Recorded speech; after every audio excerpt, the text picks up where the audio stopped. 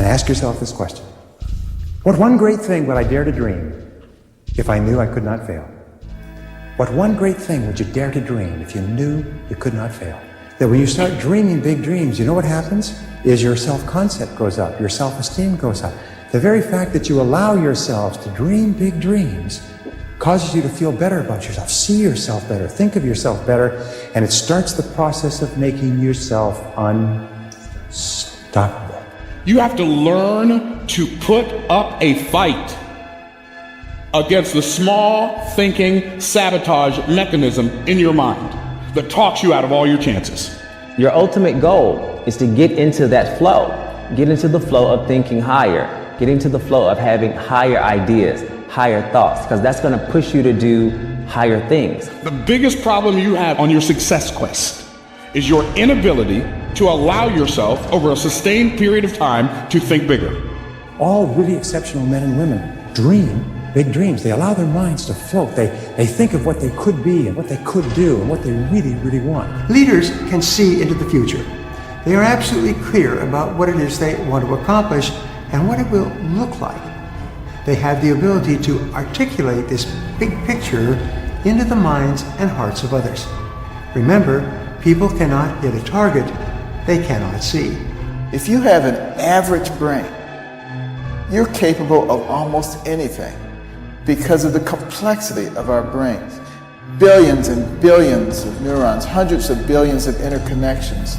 It can process more than 2 million bits of information in 1 second. It never forgets anything you've ever seen, anything you've ever heard.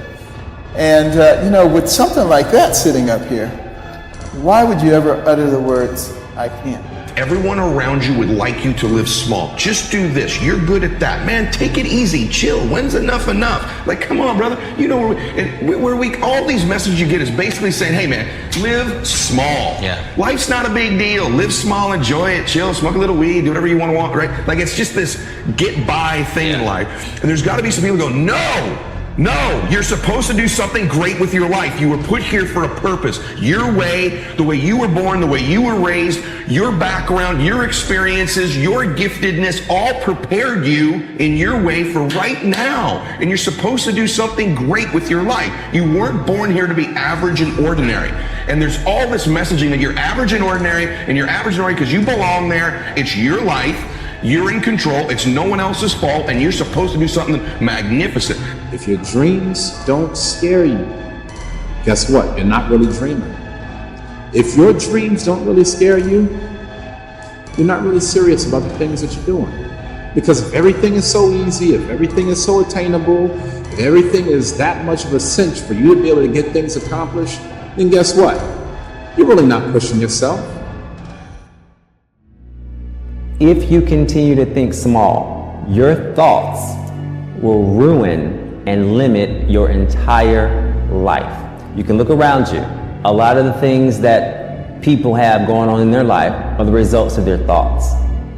It's the results of their thinking from years and years of thinking the same way. So you don't want to stay there in that average thinking realm, in that limited thinking realm. That's not what you want to do. You want to take your thoughts to the next level. You want to get into that unlimited space. You've measured your potential around other people's potential. You said, okay, if somebody else could accomplish it or somebody else could not accomplish it, then I can accomplish it, right? You look at the norm, you look at the status quo, you look at the 95% of what people are doing, and you tend to mold your own potential based around that. And that's one of the number one reasons why most people fail, is because they don't dare to be big enough, to dream big enough, to go above and beyond the status quo. They don't dream to go above and beyond. Dream building. Going out and physically looking at big houses. Going out and looking at nice cars and jewelry and nice clothes. Looking online at fancy restaurants and reading their menus and imagining what it would be nice to be able to afford going to that place.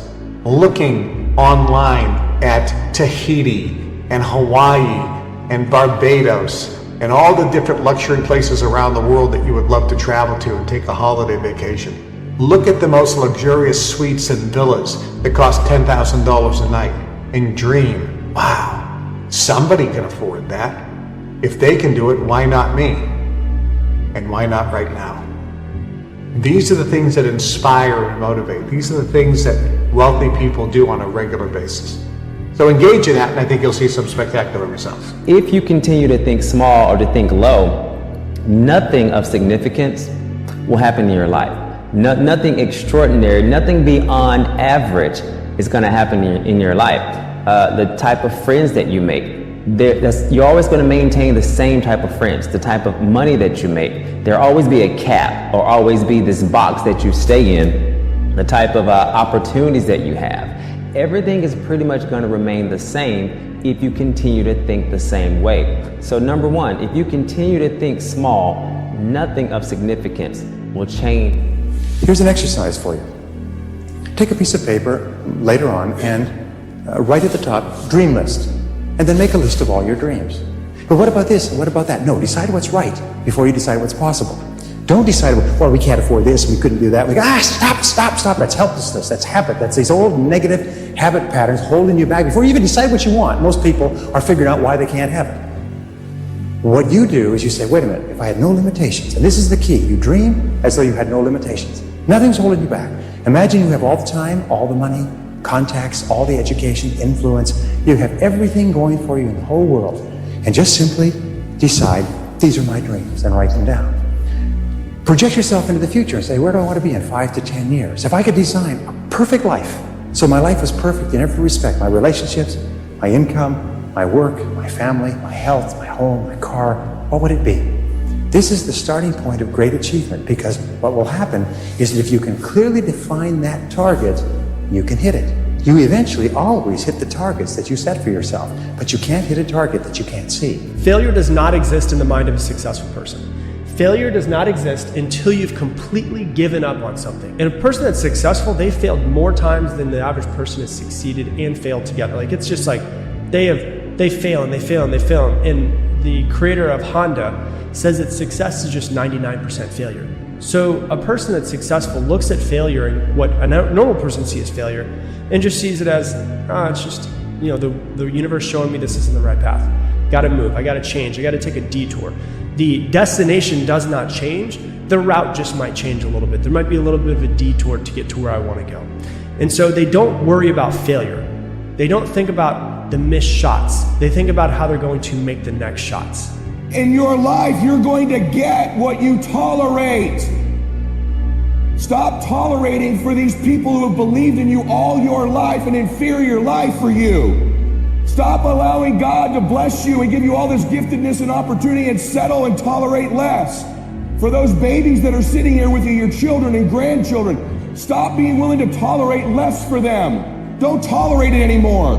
Yeah, you got to give it your best, but it starts with making a decision that this is over. I don't tolerate this life anymore.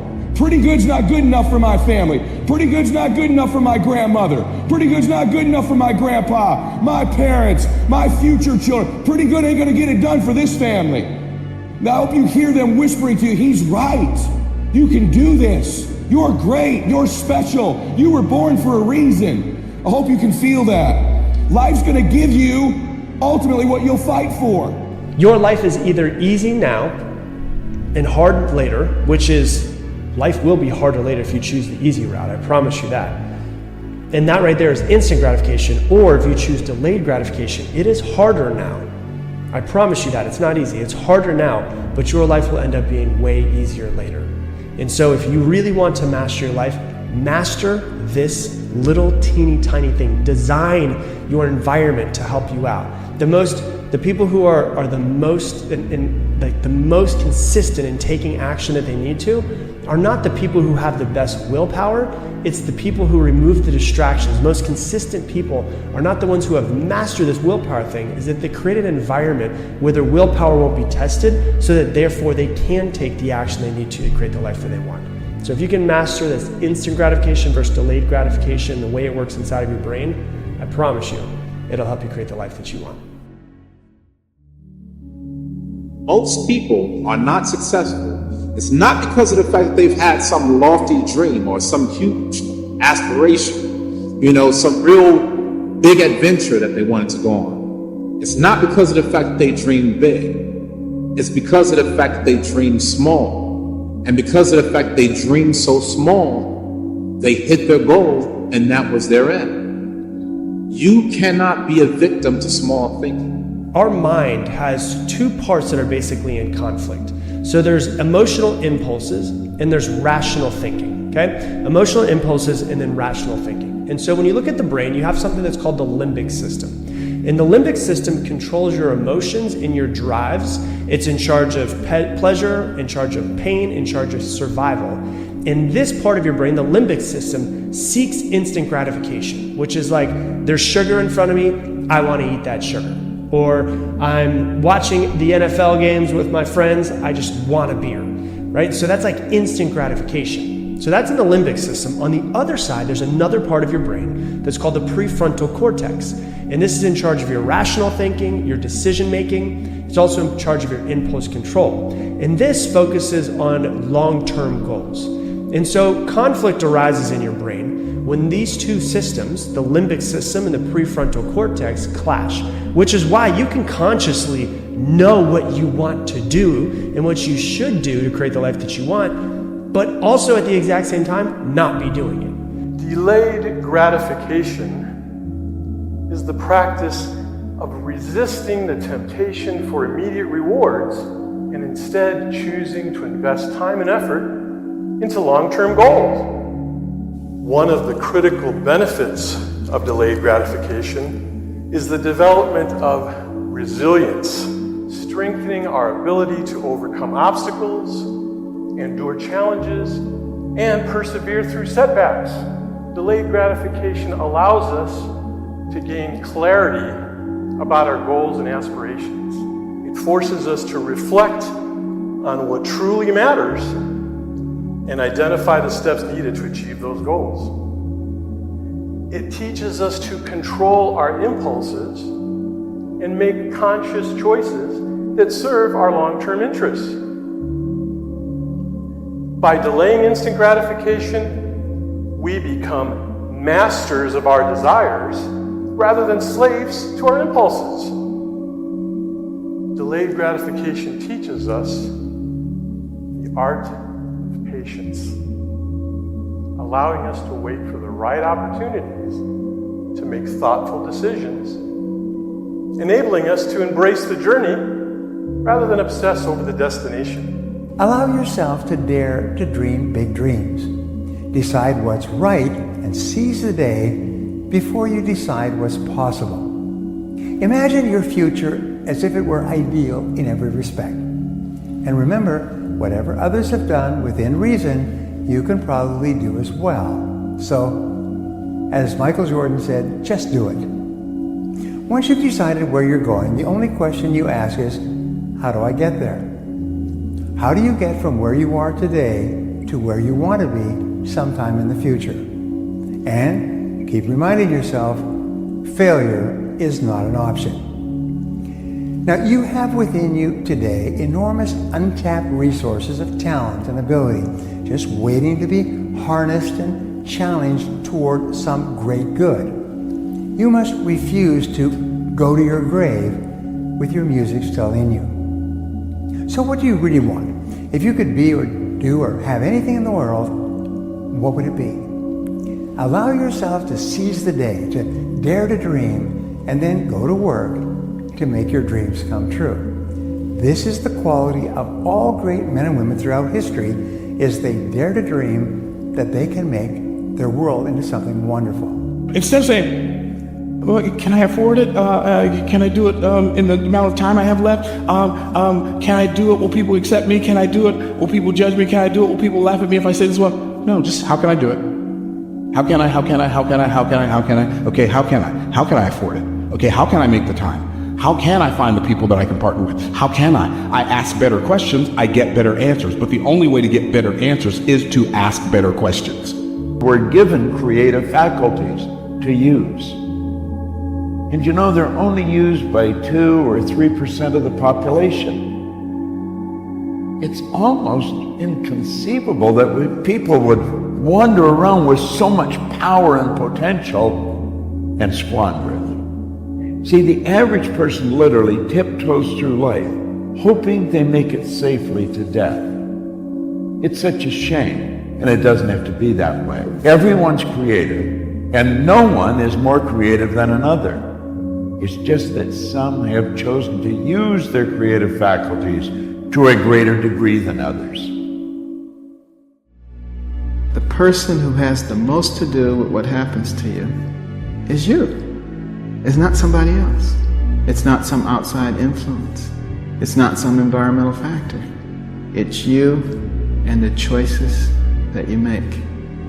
And once I realized that, poverty didn't bother me anymore because I knew I could change that. Nothing really bothered me anymore because I knew I could change it, whatever it was. It doesn't matter what the circumstances were that you were born in, as long as you have a normal brain. Because the human brain is the most fabulous organ system in the universe. All human brains are. And I can tell you as a brain surgeon, when I open that scalp and I take off that bone, I'm looking at that brain. I cannot tell whether that brain is from Africa or Scandinavia or Iran or South America, because they're all the same. And the fact of the matter is, that's the thing that really makes us who we are. The external stuff is just wrapping. It really doesn't mean anything. I think people put far too much emphasis on the wrong things. Everybody has gifts. You have gifts and you have things that you didn't get gifted. Maybe you're extremely beautiful. Maybe you're extremely good at mathematics. There are a lot of things that you can be given. But those things can confuse you because they're not the things that construct your life. It's your choices that construct your life, not your gifts. You can celebrate your gifts. Be proud of them. Be happy of them. Actually, don't be proud of them. Be celebratory of them. But you can't be proud because they're gifts. They were given to you. You didn't earn them. You can only be proud of the things you earn. You can choose a life of ease and comfort, or you can choose a life of service and adventure. Which one of those, when you're 90 years old, are you going to be more proud of? There's no such thing as useless knowledge, because you never know what doors it's going to open for you. And the more you know, the more options you have. We cannot trace, the origins of a thought. We cannot define where imagination comes from. And I'm not sure we ever will, because that exists in a different dimension.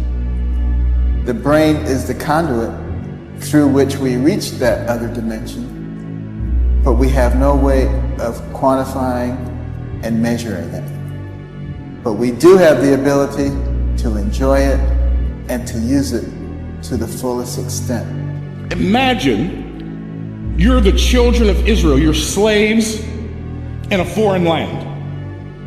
And imagine the king that you're a slave to is the mightiest king on earth. And imagine God frees you from this king and transfers all of that nation's wealth to you. He opens the Red Sea. You march across on dry ground. You send spies into the promised land. 12 spies, 10 of them come back with bad news, 2 of them come back with great news. The 10 that came back with bad news said, yeah, the land flows with milk and honey, and yes, the grapes are as big as your head, but the giants are so big, we are as grasshoppers in their sight. No, you're not as grasshoppers in their sight, you're as grasshoppers in your own sight. And Joshua and Caleb said, yeah, the giants are big, but God is bigger. You need to develop the ability to fix your eyes on the horizon and see greater possibilities. But how do you get started? The first step is throwing out all thoughts of self-delusion. Don't trust to luck or hope for miracles and pray for exceptions. Don't expect rewards without working or hope that problems will go away by themselves. Imagination, your imagination. What do you want? How do you really want to live? Build the picture in your mind There's a power that is flowing to and through you. A creative, unadulterated power. When you start doing the day-to-day activities to move towards your big goals, be sure to take a step back and ask yourself, why did you choose that specific goal? Why is this goal important to you?